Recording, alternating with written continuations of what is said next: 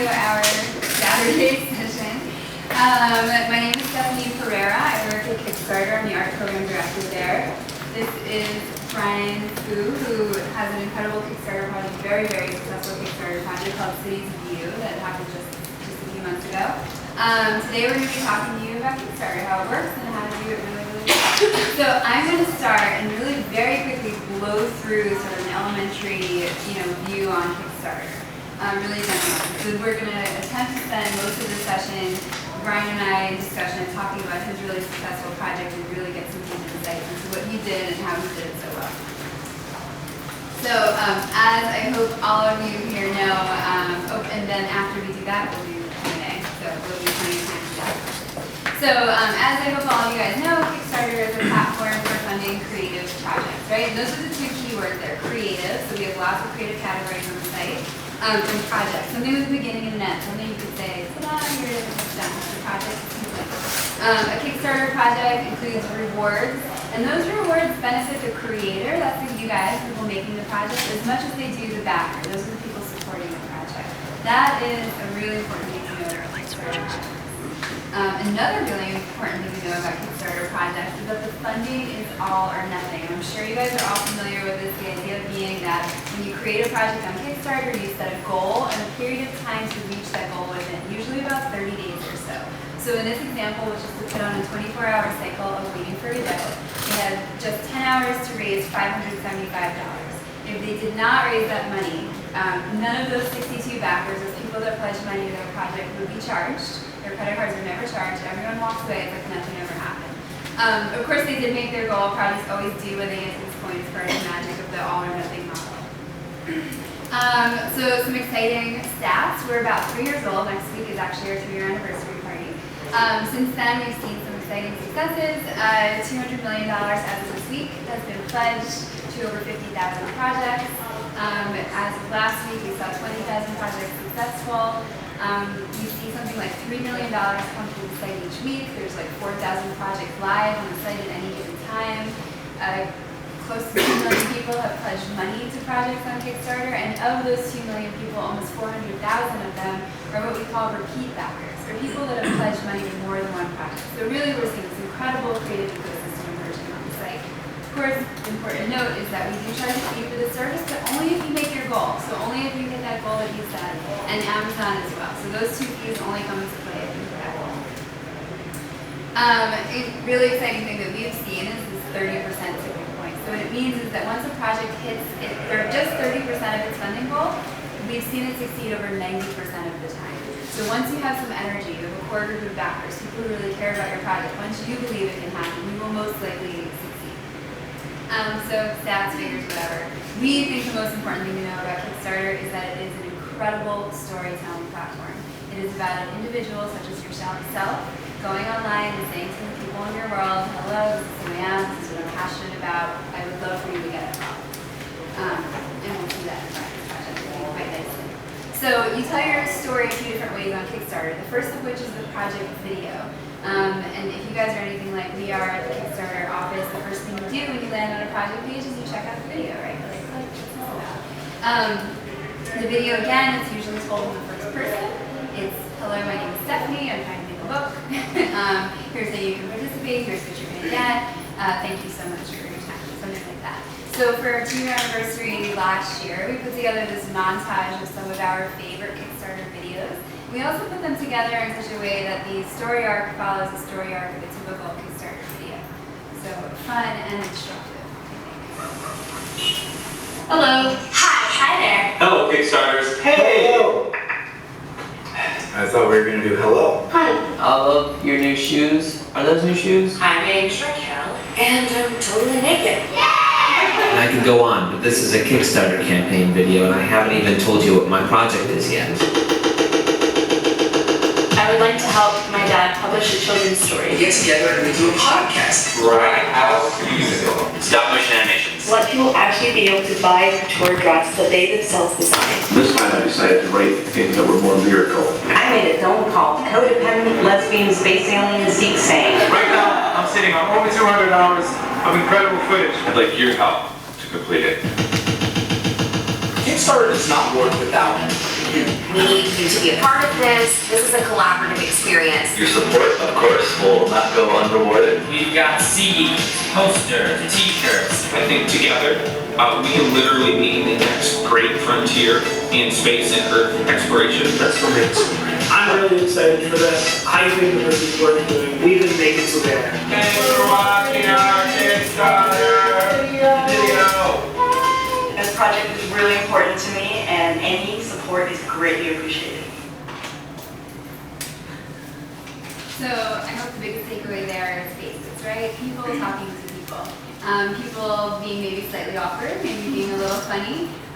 What we have seen is that it is not about high production value, it is just about sharing your message. So I always like to say that if you have something, nicely framed, well lit, and with good sound, so people can hear what you're saying, you're going to be fine.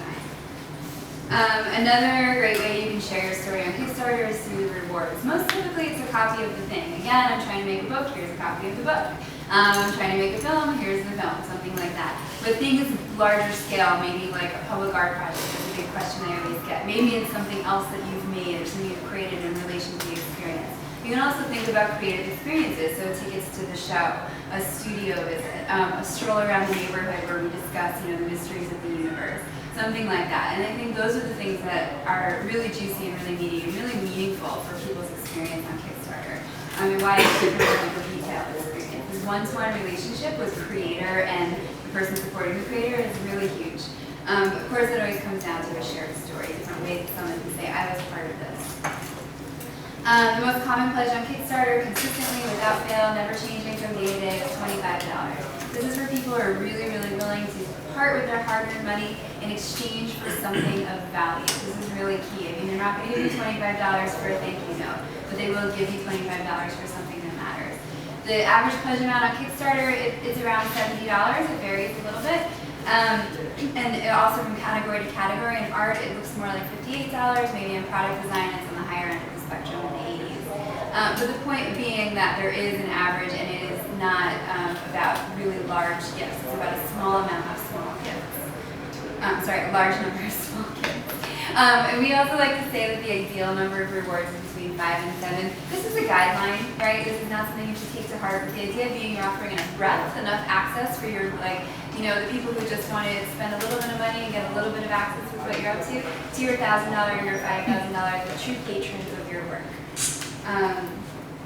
Something you do not want to do is offer the $100 tote bag. This is not the old school pledge drive model, right? So as much as we love PDFs, I think you guys all know what I'm talking about here. This is very much about an exchange of value. You give me $10, I give you $10 of something of value in exchange for that. And in fact, probably very rewarding for your early support of my project.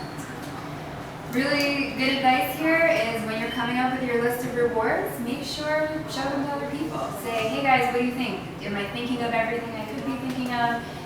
Is there something that you would want? Is the pricing on this right? Ask other people, ask for reflection. Something that people, of course, always sweat over is how much money should I ask for, right? And of course, I would say this comes down to you and your network and what you're trying to do. A lot of the big projects in the news, of course, are the $25,000, $100,000, and most recently the millions of dollar projects. But really, the most important thing is when you are coming up with your project, figure out what is my goal, what can I reach. So something that we know from looking at our stats and our backing data is that the average goal of a successful project is around $4,500. It's maybe closer to $5,000 today, but around. People do statistically raise more than their goal, something like 130% on average, so something like $6,100. And in fact, I can tell you that the majority of the projects on the site, almost half of them are in the $1,000 to $5,000 range, and then a full 2/3 of them, starting from that short green bar there, working that way, are $10,000 and below. So the real energy of the site, the real action on the site, where things are really happening is this lower range here. And you can see diminishing quite extremely onto the over $100,000 range.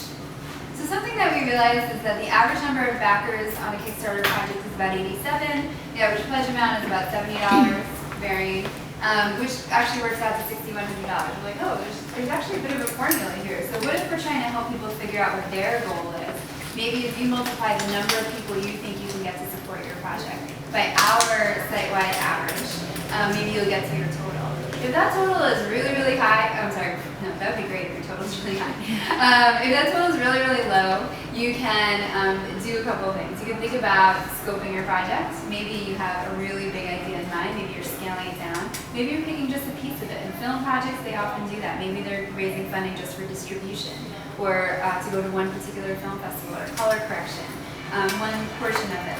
Another thing you can, of course, do is figure out how to get more backers. How do you get more people to support your project? So let's really quickly talk about these backers. The backers are the people who pledge money to your project. They're the people that care about you and are as excited about your project as you are. 75% to even 85% of them on a typical project are from your own network. They're your friends, your family, your Facebook friends, your Twitter followers. They're the people in your own world. So when you're structuring your Kickstarter project, you should really be thinking about your sort of reach.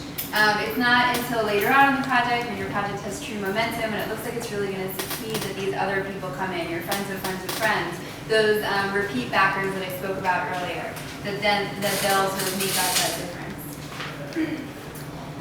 Okay, so now you have these people, they're captivated, they're yours, they want to know what's happening, they care about your project maybe almost as much as you do at this point. They're very excited. I think Ronnie can talk a little bit about that. So they want to know what's going on, and there's a few ways that you can engage with them on Kickstarter. One of which is through project updates. So project updates are like a built-in blog on the Kickstarter website, and it functions just like a blog. You can have text, you can have videos, sound, whatever you desire, and it's a way for you can share the process. Today I sat down and I figured out how I was going to do the first filming of my film. That was inarticulate.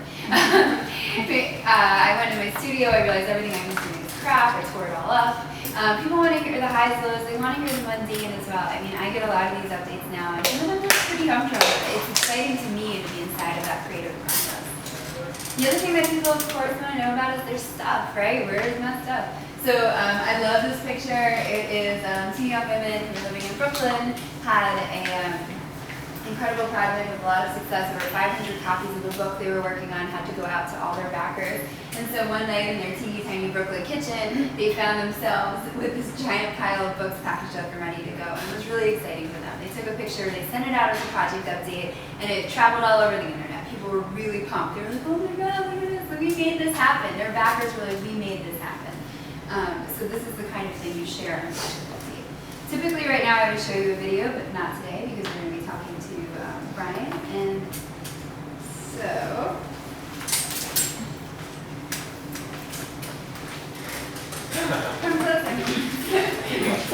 yeah, we are going to watch your video.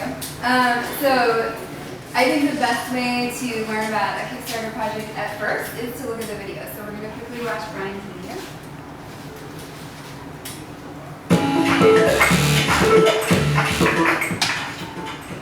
So Seeds of You is a project where I imagine people as places. It was actually inspired by a favorite novel by Italo Calvino called Invisible Cities.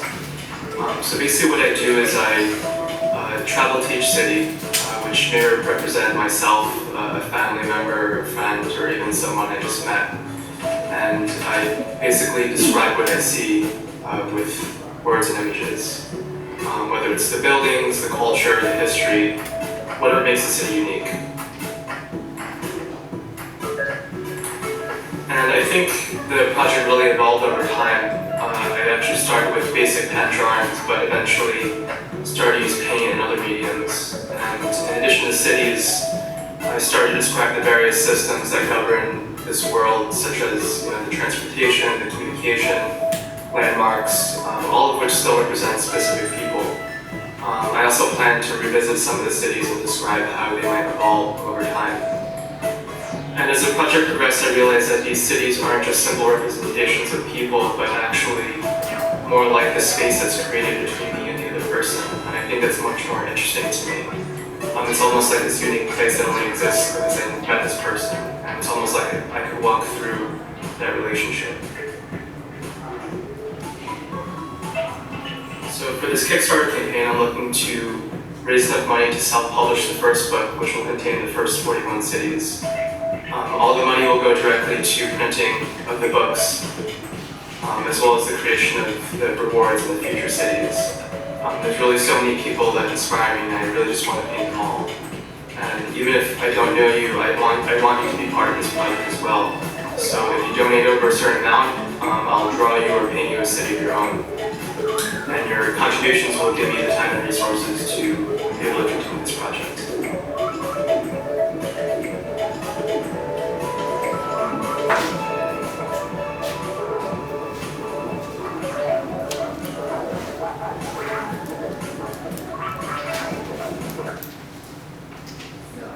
So great, Brian made that video.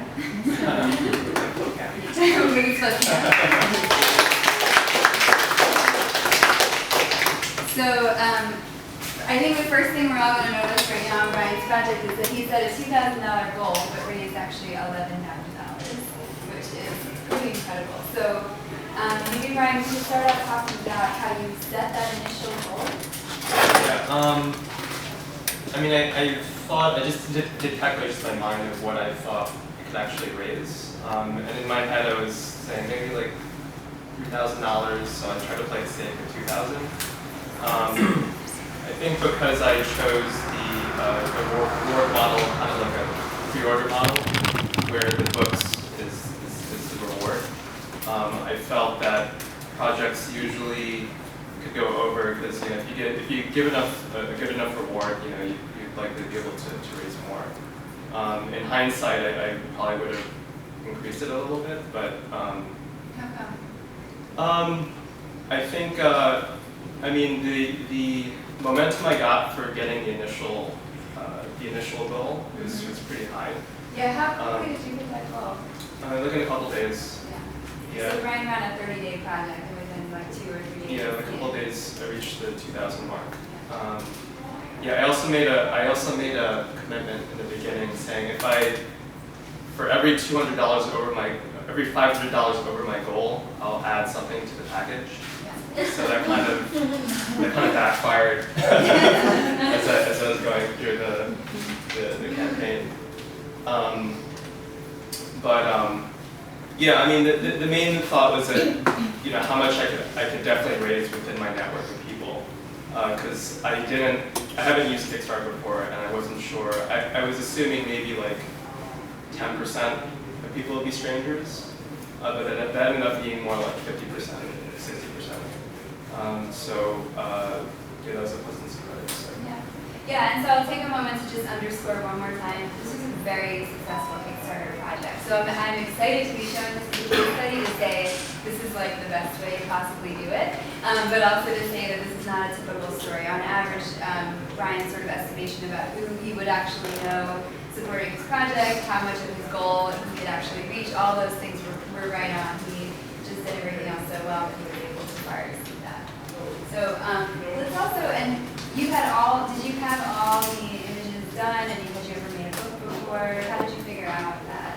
Yeah, I've never made a book before. I didn't really even think about too much of the economics of it. I knew the approximate how much it would cost to manufacture, so I factored all that in. But for this initial campaign, because I'm a very amateur artist. I'm as a professional, I'm amateur, so I didn't have an existing fan base or anything. So the goal of this campaign was really to build that initial fan base. So I didn't worry too much about the economics of it. If I were to do it again, I would probably understand that more because I know exactly how much it would cost right now. But as far as the project itself, I ran this campaign after I created all the paintings, but I just didn't create the book. So all the paintings were You had all the paintings. And that's a big question I often get when I'm working with people on their projects is, where should I do my concern? How much should I have done? How much should I be able to show? So let's talk about your 30-day window, how you set that, and then how you use that time. Yeah, 30, I don't know, it just kind of felt like a good time frame. It wasn't too long, it wasn't too short. I think the main thing for me is how long I can keep up momentum, like consistent momentum, because I've heard that most of your funding comes to the beginning and end of the campaign. I don't know if that's true or not. But what I try to do is I try to create constant phases where I push it out to different groups of people, so I could keep a constant momentum. And on it, I mean, if you look at the graph of like what. Can I show it? I'll show you. You know, you can see that there's kind of like little bumps going up. So like, yeah, I tried to like look at my network of people as like, I put them in little categories. So like, you know, like really close friends and family, and then like kind of my colleagues, and then, you know, people on Facebook and all that stuff. So I tried to plan it out so I could have a nice long, like I could keep momentum going throughout the campaign, not just the beginning and end. And kind of from each push you get kind of a trickle effect from people finding it on Kickstarter. And that is something I've heard from successful project creators. So something that I like to advise people is to think of the live period of your Kickstarter almost as the middle, right? So in the beginning, that's when you're figuring out who I'm going to reach out to and when. And I think this, you know, the thing that Brian just said, that there's a big push in the beginning and a big push in the end. A lot of successful creators have actually given a lot of thought at how I'm going to use that middle period, which is typically very quiet. And you can see Brian, while he did have some like sort of flatness, he had a general upward trend. So he did use that time well. And like first your friends and family, then your colleagues, and you're kind of like sort of continuously pushing out once you have more momentum. Yeah. So you did that well. So what were your main avenues of outreach? How are you reaching out to people? Yeah, I mean, as I mentioned, like I didn't really have an existing fan base for the art other than my friends and family. So Facebook and Twitter were definitely referrers to the project. I think Facebook was like 15% or something like that. 13.2. I also tried to, if you look for the types of blogs that would potentially post your work, because I'm a follower of a lot of art blogs, so I just like try to like email them to see if they could feature it at a certain point. Yeah, I don't know if you heard like Brain Pickings, she tweeted. Yeah, so that gave a little bump as well. There's a website called alltop.com where you can look at your sector and what blogs exist for that sector. So if you're doing film or if you're doing art, you can see all the blogs that exist for it. It's alltop.com, I think. It's pretty cool. So you basically, I would just go through all the blogs and just like see what's the best fit and just email. You know, you'll probably get a really low success rate, but you might get a couple people who would be like, yeah, you know, I'll post it, because I think, yeah, I mean that's the biggest issue for me is trying to figure out how to get outside of my network. Luckily, I mean a lot of it was through Kickstarter, but yeah, if you get people to post it on your blogs and get that viral. So let's actually, so Brian did an incredible job of outreach, as we just learned. So people now are coming to his Kickstarter page. Let's actually take a closer look at his rewards. By the way, that view that we just had up, every Kickstarter creator gets that. It's your dashboard. It gives you a sort of live graph of your funding, where your money is coming from and from who, and sort of what's going on. So your most popular reward was the $30 reward, which is the book, right? Yeah. And that was over 50% of the people pledged for that. At just over 20%, you had people doing the book plus a small original drawing from you for $50, which is really, really incredible. And I'm curious to hear how that went for you, because something I advise people to think about offering rewards like that. How can you personalize this experience even more? And how can you do it in a way that you'll enjoy doing it? So you obviously enjoy drawing. Yeah. But do you feel? Yeah, I mean, I also want to do something integral to the project. Because it's kind of like a killing two birds with one stone. Like this project's all about drawing people to cities. So I figured, you know, why not like kind of kill two birds with one stone, meet a lot of people and talk to a lot of people and make cities for them, and it'll just add to the project itself. So whatever would make you happy, because you know, obviously it's a lot of work. So you don't want to just kind of get like bogged down with just work you don't want to do.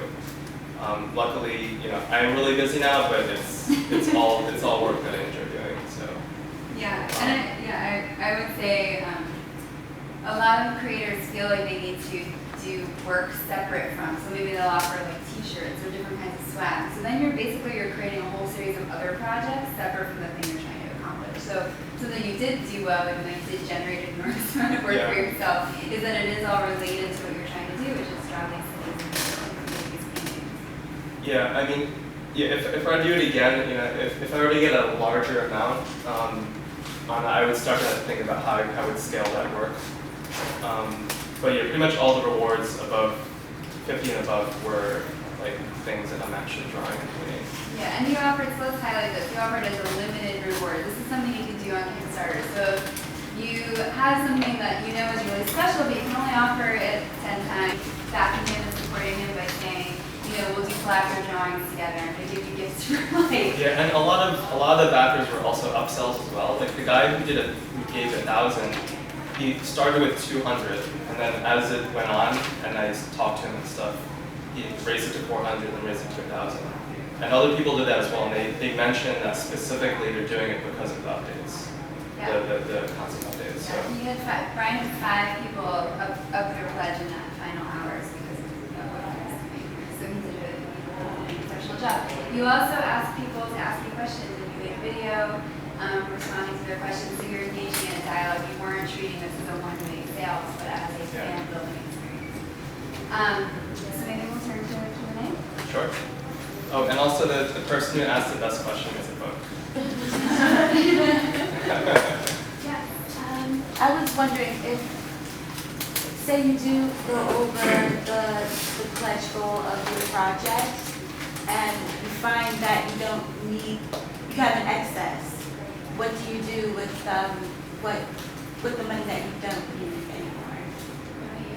Yeah, I mean it's really you know kind of based on what you want your project to be. Like for me, like I just want to make it better. You know, any additional money that I would get, I would just make your package that much better. You know, I mean I think it's really just being transparent about it. I think for me, like I'm all about transparency. Like as long as you tell them how you're going to use it, and you know, like I think that's the best way to go. I mean, really, these are projects. There can be a lot of things you can do additionally. Some people, like I upgraded my book from softcover to hardcover. For one example that I used the additional money for. Obviously, I would increase the quantity of books that I would order.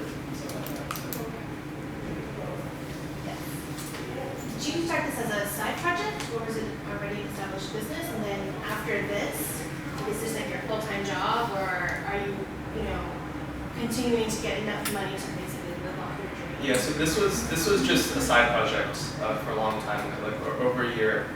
I'm like a web developer by profession, but I mean this definitely has helped me do art more as slowly more towards a full-time thing, which is pretty awesome. I'd say it's about maybe 60-70% of what I'm doing now. But yeah, like it definitely pushed me in that direction, being able to work on it. It's volunteer. I mean, turn it down is like volunteer stuff. I am planning on doing like 2, probably towards the end of this year or early next year. You can go to citiesofview.com or join the Facebook or something, or I'll give you my card afterwards. But you could pre-order it on the website if you want, citiesofview.com. You can see the higher the maps of the. Oh yeah. I added a couple features where you could kind of like zoom in on the cities. Okay, you said there are only about 4 or 5 projects live at a time. Is there 4,000? 4,000. Okay. Yeah. Is there an approval process for projects? Yeah, there is. As long as it meets our guidelines and that it's a creative project, we don't accept any cause or charity funding, no fund my life, so no pay for art school, no pay for my studio kind of thing. And no like illicit items like guns. So as long as it meets those guidelines, it will be approved. Yeah.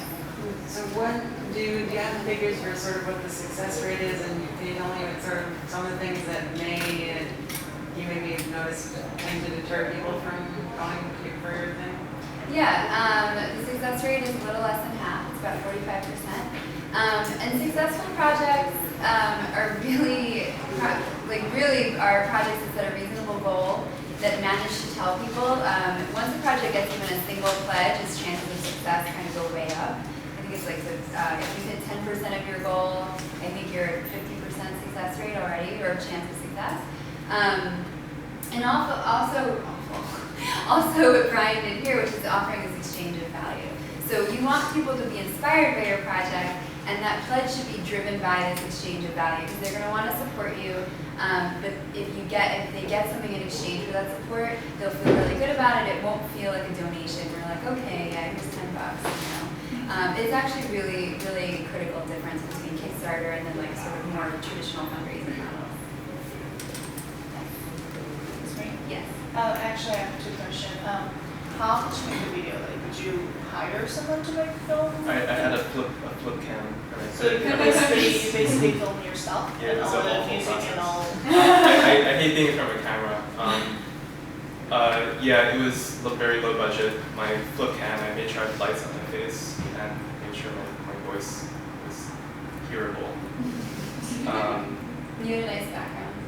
Yeah, my wall is very fish. Yeah, I edited it with Adobe Premiere. It was very simple cuts, so I use like basic stuff. And my second question is, let's say the pledge wasn't rich, and then let's say if the Brian's project didn't get much of the focus, but then if someone steals the idea, like concept of the art, and then reproduce it, does the Kickstarter protect copyrights of it, or does it do anything? So someone steals the idea, that's If you make a project on Kickstarter, you have to be willing to put it out in the world. So, like, I guess especially for like product design, it's basically they're competing against like a bunch of ideas. So if someone steals the idea, that's it. So that's kind of risk that we're putting out there. Yeah, I have talked to a lot of product designers about it, and they are all pretty confident that it's always more than an idea. You come to Kickstarter with more of an idea. You have a working prototype, you put a lot of work into it, you've really thought about it, maybe you have a marketing angle. I mean, there's a lot more than just your notion, and so you have to feel ready to share that notion with the world because you put enough stuff around it. Some people have already gotten to a stage where they even have a patent or two. One guy I know, he has a patent on his project, but he still felt, even if he didn't have that, he would have still done the Kickstarter. Yes? Going back to the idea if you don't reach your goal, with the gifts that you give, do you send those out as soon as you get a backer? It's after the... Yeah, the rewards are only, because no one's ever charged. So they're not gonna, their $30 pledge is never billed until you hit your goal. So there's no exchange. Okay. So you don't give out the reward until after you reach your goal? Yes. Some people will, futz with that, but that's a whole different story. Yes? Hi. So you guys have had like huge fundraisers recently, like the Pebble and the guys at Double Fine, which has been like absolutely amazing. Yeah. But I was wondering if there was, because a lot of these take time to develop and ultimately go into the market. So is there any kind of accountability or system in place on Kickstarter's end that if the product doesn't ultimately deliver, what happens then? It's a few things. One is we consider ourselves a platform, and it is really an exchange between a project creator and a backer. And so we advise backers to, the usual buyer beware. You are entering into a relationship with this creator, make sure that they're a real person, that they can really pull off what they say they're going to pull off, all those sorts of things. So we try to just do as much educating as we can. If for some reason things weren't to play out as you expected, we expect the creator to be as communicative and transparent as possible. So just saying, hey guys, things are a little slow, or this bump in the road happened, and this happens actually, quite often with creative projects. I mean, all of us in the room know about making things and how they go awry. Right. So as long as you stay in contact with each other, people are generally pretty happy. When you drop off the radar, that's when things start to get a little, but it's really up to the backers to pursue that deal that they made with the creator. We are really a venue for that kind of transaction. So is there any kind of leverage that the backers have, any kind of tools outside of their contact information on the debt? I mean, it's just like if you were to buy something from someone, in the real world, right. You have all the same tools and resources at your fingertips.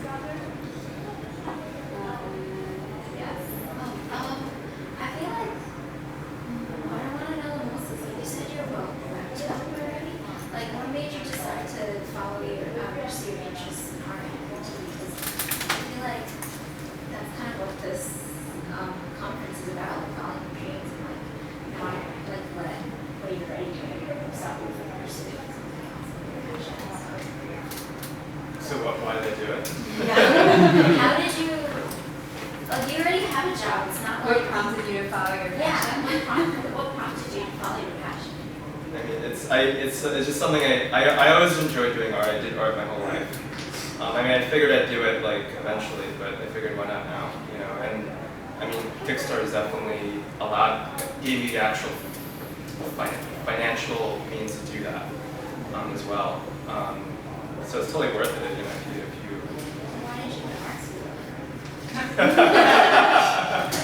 Why did you end up? I don't know. I mean, I don't know.